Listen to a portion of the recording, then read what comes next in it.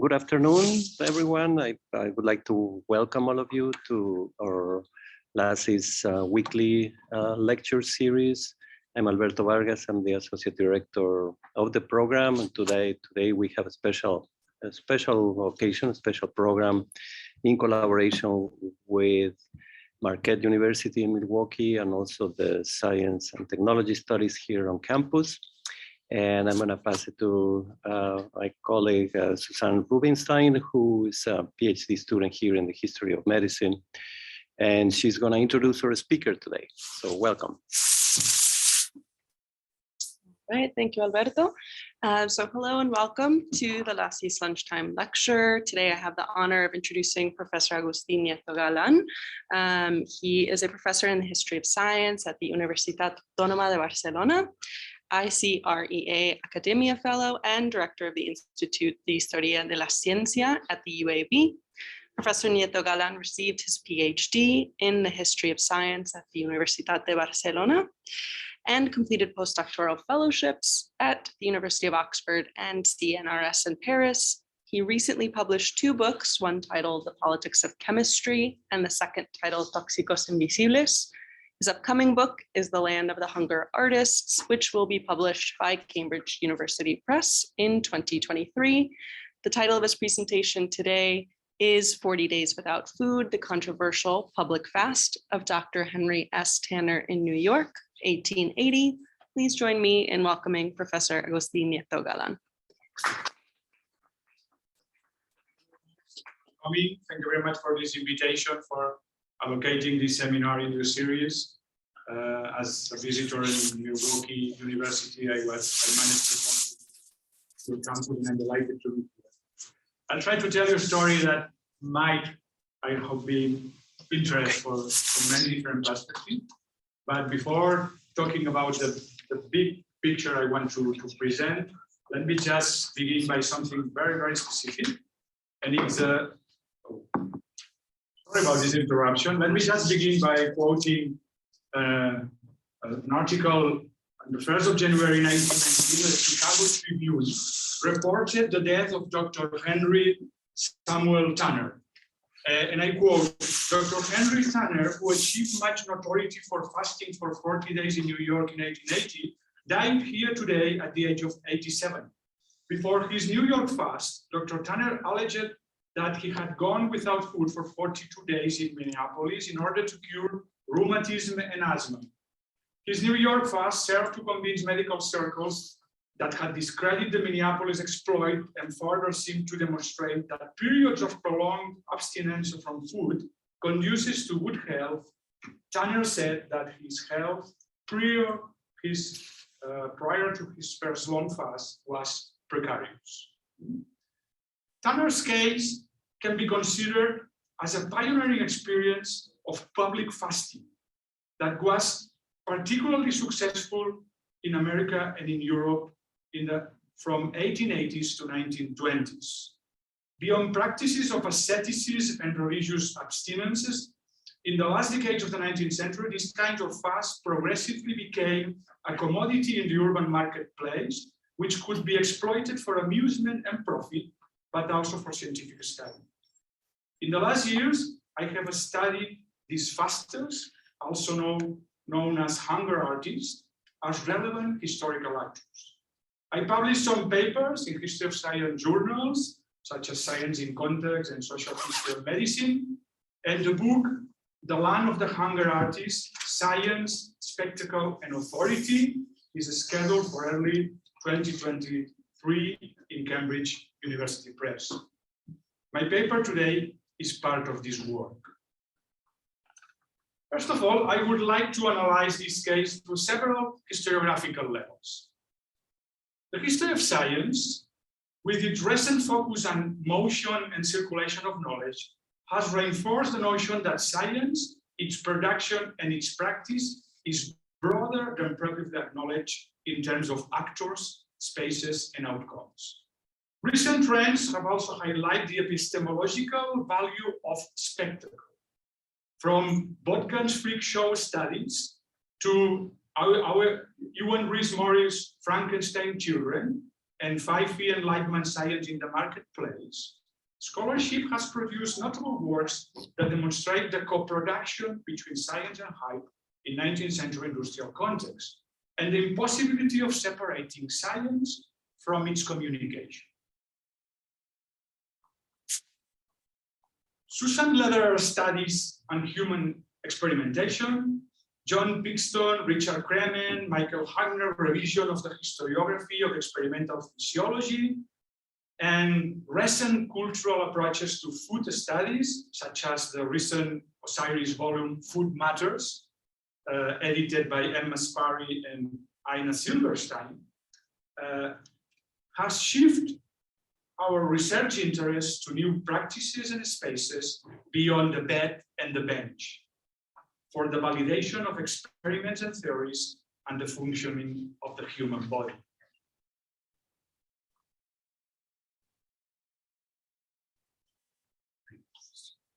It's again the problem.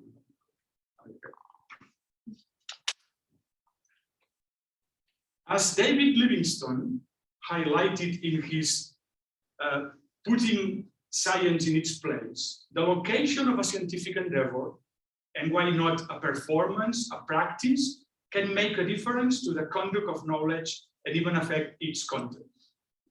In addition, a new urban history of science, such as a recent Osiris volume entitled Science and the City, views the city as more than a simple container of scientific practices, but as an active agent to shape expertise and scientific culture of citizens' everyday life.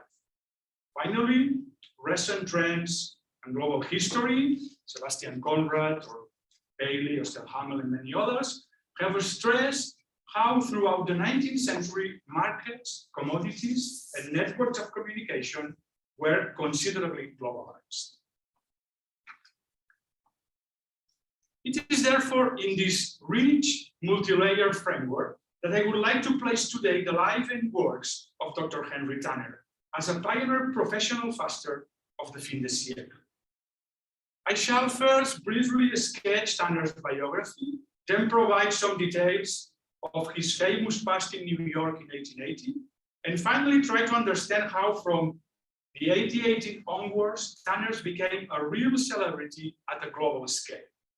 A pattern to be followed and imitated in cities from different countries and continents, and profusely reported by the global press.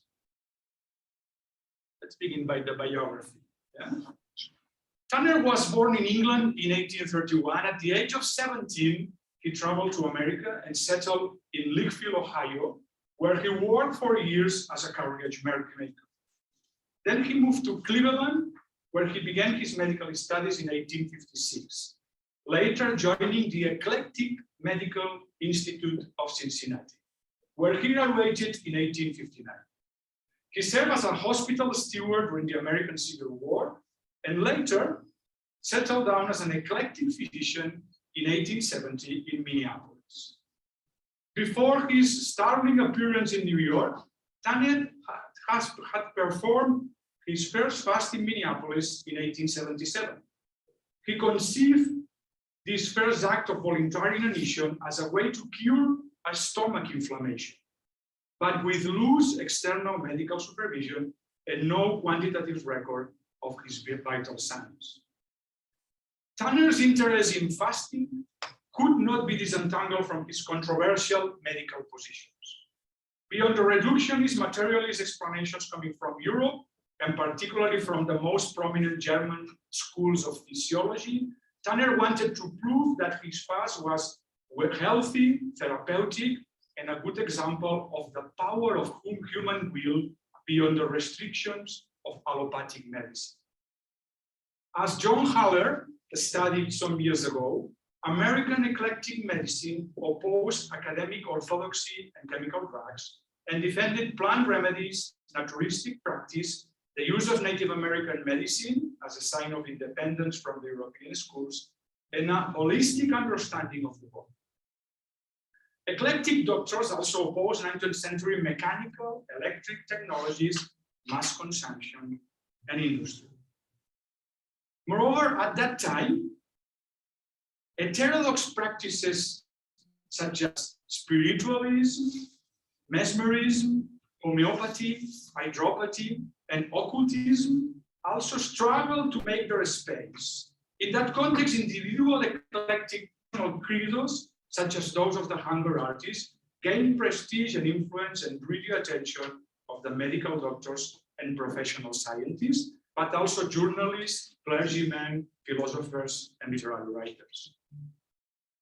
After his first attempts of fasting in 1877 in Minneapolis, Tanner soon became involved in the public controversy of the case of who was known as the Brooklyn fasting girl, Molly Fancher, and faced bitter, aggressive criticism from military physician William Hammond, the influential member of the New York Neurological Society, who opposed eclectic medical practices and dismissed Fancher's scientific credibility. In 1879, Hammond himself published his book, Fasting Girls, Their Physiology and Pathology, in which he described Fancher's case as fraud and hysteria. However, Tanner disagreed and challenged Hammond and the New York Neurological Society. He justified his interest in Fancher's case as part of his opposition to the one-sided medical legislation and in coherence with its belief in primitive Christianity. Tanner's belief in spiritualism and in the hegemony of willpower over animal appetites facilitated the appropriation of Fancher's case into the spiritual, psychological realm. In spite of the tension, he contributed to the legitimation of women's fasting as part of his aim of promoting the therapeutic values of abstinence and diet. As stressed by his biography, Dr. Robert Gunn, in the book 40 Days Without Food, Tanner never renounced to the mystical part of his eclectic philosophy. In 1884, after the success of his New York fast in 1880, he seems to have been arrested in Jamestown for practicing medicine in violation of the law of the state. In 1908, Tanner published his own The Human Body, a volume of divine revelation governed by the laws of God, ordaining equally with those written on tables of stone or in the Bible. Many follow Tanner's examples in campaigns in favor of a natural therapy without drugs and virtues of diet and abstinence. In 1911, Tanner still appeared in the New York Times, despite of his age, 81 years old. He attempted again to fast for a longer period and campaign in favor of all sorts of virtues men and women could obtain from fasting. Tanner died in San Diego, the 30th of December 1918, after living in that city in his last years and keeping a rather marginal heterodox position in relation to official medicine. Let's go to the fast in New York. In New York, Tanner fast lasted from the 28th of June to the 6th of August of 1880. In the lecture room of the US Medical College at Clarendon Hall. Far from the rhetoric of philanthropism, the fast had a very specific business plan, which included beds, entry charges, the sale of pictures and postcards, donations, and financial support from private firms such as Justus von Liebig's Meat Extract Company, which used the public debate and human inanition to advertise its own nutritional soups. Tanner was also overseen by numerous visitors, watchers, reporters, measured by instruments, and supervised by reputed physicians and a group of medical students. Tanner's popularity was considerable. On the 18th day of the fast, for example, and I quote here Gunn's description, a number of professional singers called and sang for the doctor, to his great satisfaction. He was also presented with many beautiful bouquets. Figures and profiles of his visitors were numerous and varied: theater actors, women, a young lady from New Orleans who could not swallow solids or liquids of any description. Other ladies offered to marry Tanner, whereas Mrs. Molly Franchon sent a letter to him with all her support. The famous American athlete, Fred Egelhardt, offered Tanner $1,000 per week to deliver a public lecture after his fast. As reported in the Southern Medical Record, the doctor takes morning and evening rides in the Central Park of about 10 miles, always attended with 3 of the watch. His watch is composed of doctors of the various schools, allopathic, eclectic, and homeopathic. The doctor, about 2 o'clock, walked downstairs with a firm step to the audience room. When approaching the 40th days, though, Tanner's pain and physical degradation made visits less advisable. Despite reluctances and suspicion of fraud by many members of the medical community, Tanner's fast in New York soon became a paradigm, a source of inspirations for other later cases in the eclectic's attempts to fight against the so-called leading men of the profession. Here you have some picture and an illustration of his bed and the context, the place in which he fasted in New York. The press and pamphlets such as The Human Wanderer the Wall spread Tanner's view that fasting could have a powerful therapeutic effect. He also defended that the fast was the result of willpower over the animal appetite and another proof of the virtues of an eclectic medicine in order to prove the errors of physiology. There was no clear closure of that public controversy, but it led to new explanations of the human resistance to inanition that challenged the status of physiology as a unified, homogeneous discipline.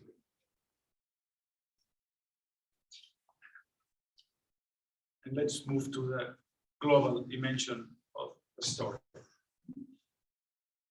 Despite contemporary controversies about his fast and the rather peripheral position of American medicine of the time in relation to the European schools of physiology, Tanner became a great American sensation, and his novel incidents were wired to the ends of the telegraphic world.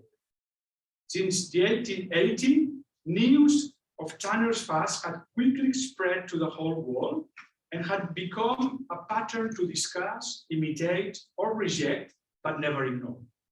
Names such as Tanner, but also Giovanni Succi, Stefano Merlati, Francesco Setti, Breithaupt, Levensin, Bottet, Jacques, and some fasting women, among many others, soon became global celebrities.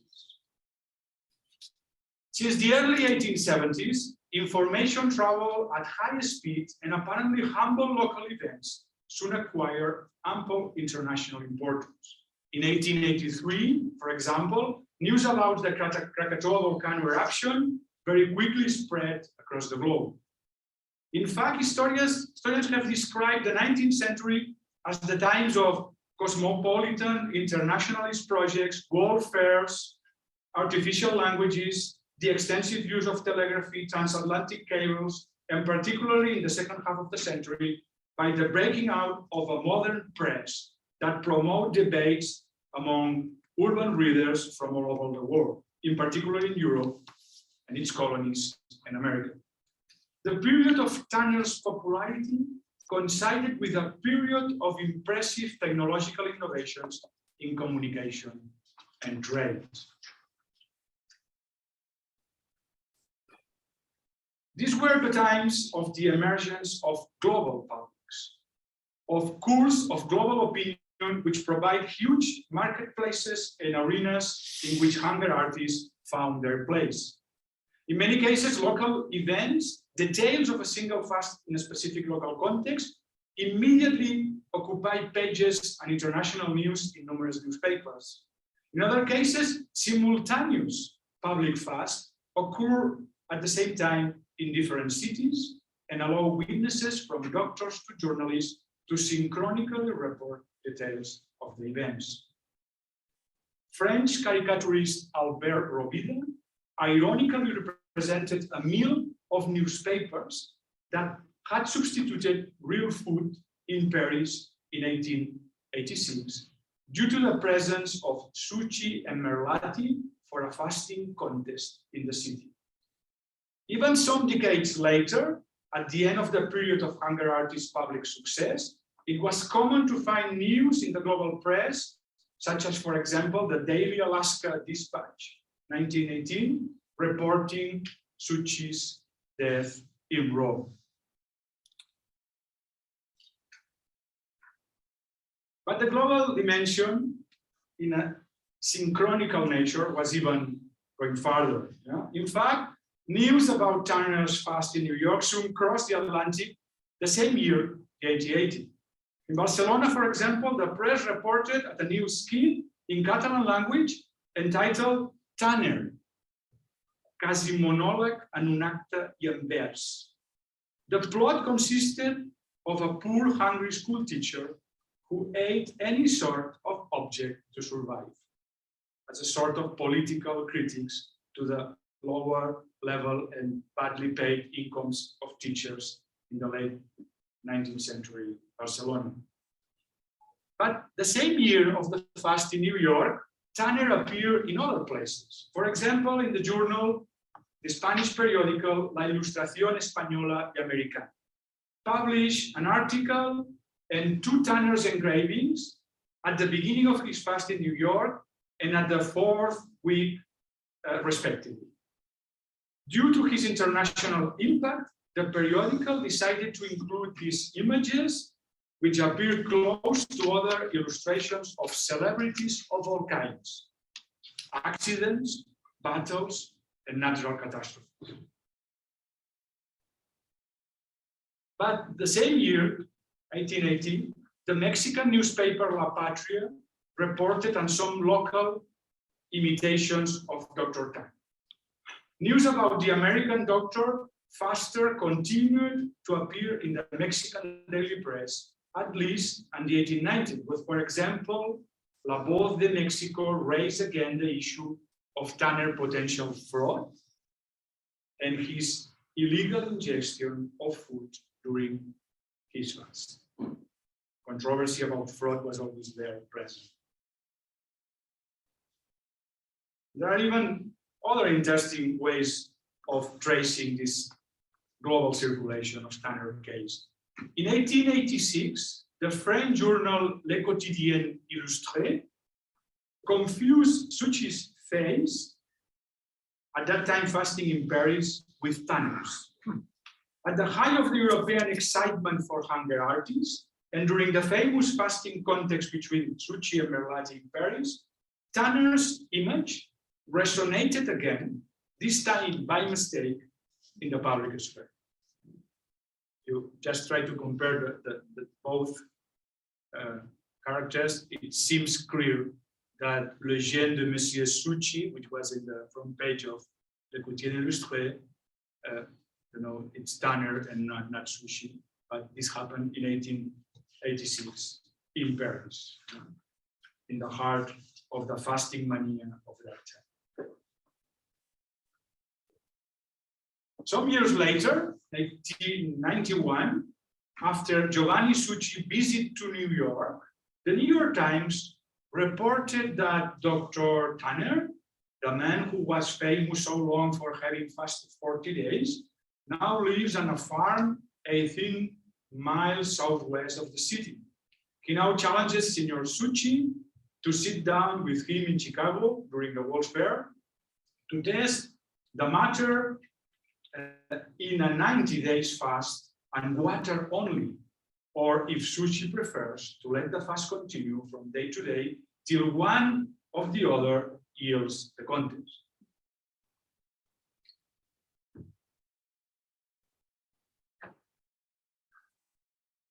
the old Tanner's image and his fasting bed in New York in 1880 reappeared again in Germany in 1895 in a book on itinerant artists in the charlatan style and worldwide abnormalities and curiosities. The author, nicknamed Signor Saltarino, this was the Italianization of the name was part of the marketing strategy of these people at that time, was a circus artist and writer, Hermann Waldemar Otto.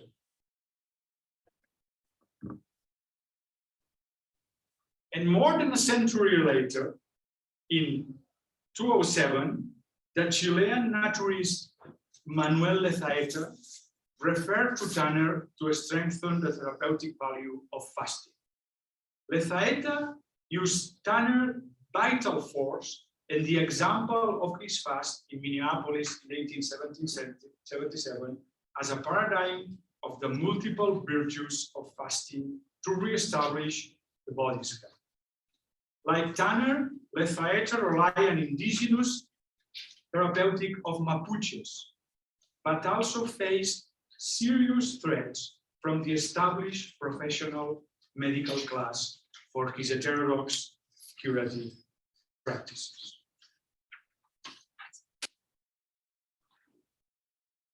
And let's try to discuss in these final minutes some conclusions.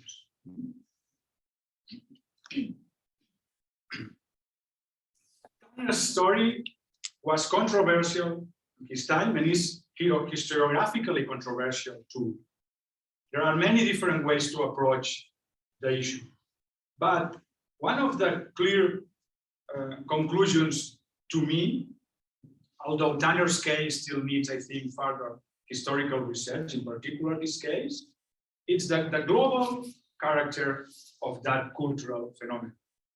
It happened with other issues like natural catastrophes, wars, accidents, I mentioned before, but global artists, hunger artists were reported synchronically in many places of the globe in the late 19th century. This is something that Tanner's case, I think it's a particular relevant example for that. Tanner's became a sort of pioneering mythical figure to be imitated later in Europe. All European hunger artists, Succi, Merlati, Chetty, Breithout, and many others, always refer to Tanner as a sort of pioneering figure. In a way, his eclectic position in between the official orthodox medical practice and other heterodox alternative place him in an ideal position to be appropriated by many different actors. In a time in which physiology was evolving towards new medical specialties and its all holistic nature was in crisis, it was perhaps the right moment to use the case of this hunger artist, in spite of the controversies about fraud and the potential resistance to inanition, as a useful tool to build up new explanations and gain scientific authority in the public sphere. No doubt that the therapeutical use of fasting was a driving force to gain scientific authority in the late 19th century, even in the early 20th century. Perhaps after 1920s, with the discovery, for example, of insulin and other chemical drugs, things changed and therapeutic fasting probably lost influence. But as you see in Lezaeta's book, there is still in the 21st century a sort of long-term trend to use fast as a therapeutic tool for many different diseases. And this was somehow one of the powerful strategies for Tanner and his followers to convince audiences that this was the right way to proceed, in spite of the controls and the academic established theories of the medical community. In a way, these hunger artists and Tanner in particular strengthened the possibility of building up a popular medical culture in this period, in this very live and dynamic late 19th century, in which plural visions of the human body and health were struggling for hegemony. It's also a very interesting case for the historiography of experiments, spectacles, and self-experiments. In that case, hunger artist is the object of the experiment, but Tanner himself was a doctor. That means it is a case of self-experimentation. In other cases, Giovanni Succi, Merlati, and other hunger artists, they had a commission of doctors just studying them, supervising the fast in the public sphere, but also in laboratories of physiology. That means this is a very interesting example of human experimentation, always in tension with animal experimentation. To what extent an experiment with a hunger artist staying long time without eating provides new scientific data that are more useful than all the experimental experience accumulated with animals. Traditionally, all these fasting experiments were done with dogs, cats, and other animals, led them to die after 20, 25, 40, 30 days, depending on the kind of animal. They had different resistance. This is a way of overcoming controversies about, for example, vivisection and animal experimentation. And there is no by chance that some of the doctors, this is a European case, not a Spanish case, some of the doctors in Europe, in favor of animal rights and against vivisection in the late 19th century, supported or appropriated hunger artists as an ideal example to avoid this controversial experimental practice.